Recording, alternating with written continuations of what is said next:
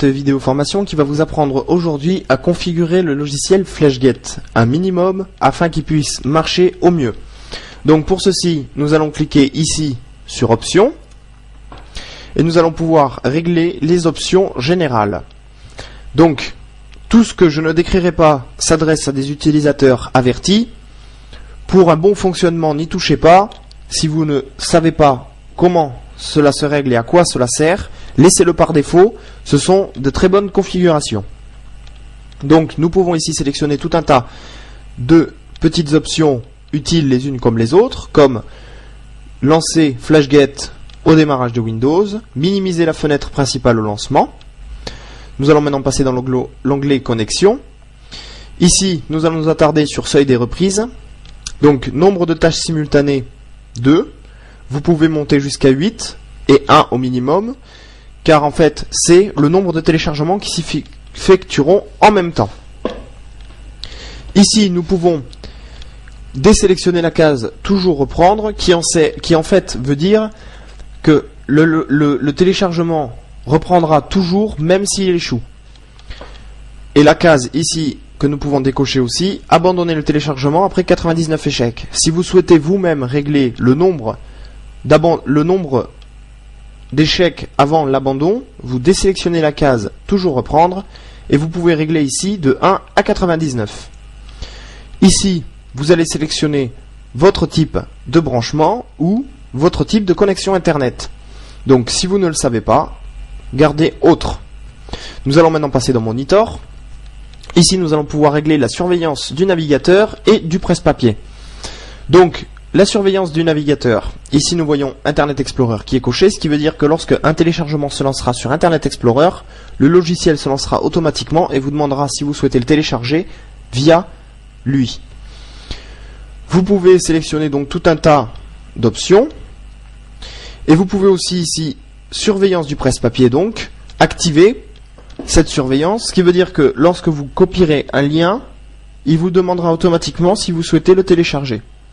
Ici, le type de fichier contrôlé, vous pouvez en rajouter en tapant point virgule, puis l'extension de ce fichier, c'est-à-dire point, puis rar par exemple. Donc, à quoi cela sert? Eh bien, concrètement, tous les logiciels, fichiers vidéo qui portent ces extensions, .mpeg, .mpga, .ra, .rar, .tar, tout ce qu'il y a écrit là et tout ce que vous pouvez rajouter,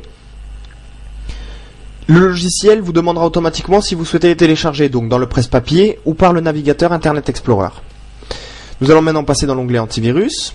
Vous pouvez sélectionner un antivirus afin qu'il inspecte automatiquement les fichiers qui sont téléchargés. Pour ceci, vous cochez la case Exécuter l'antivirus, puis vous cliquez ici sur Parcourir et vous sélectionnez l'endroit où se trouve votre antivirus.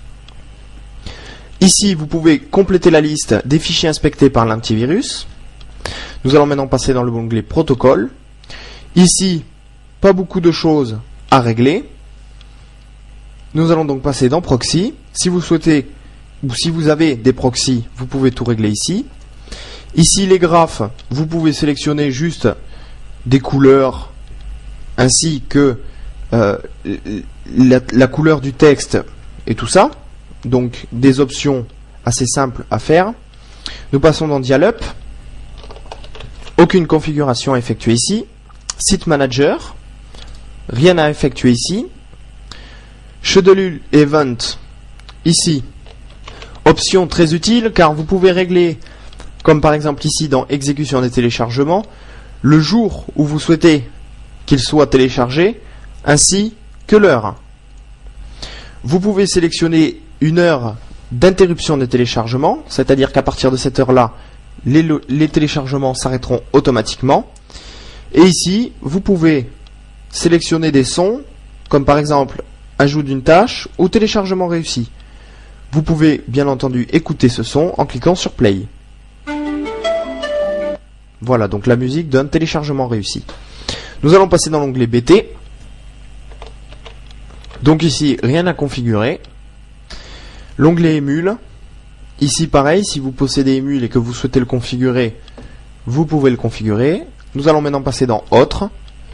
Et ici, vous possédez la configuration qu'il reste, des petites configurations qui ne sont pas très importantes, comme par exemple arrêt de FlashGet lorsque les téléchargements sont actifs, arrêt de FlashGet lorsqu'un outil est ouvert, ajout d'une URL via le menu télécharger par FlashGet, ainsi de suite. Une fois effectué, vous cliquez sur OK, votre logiciel est fin prêt à être utilisé.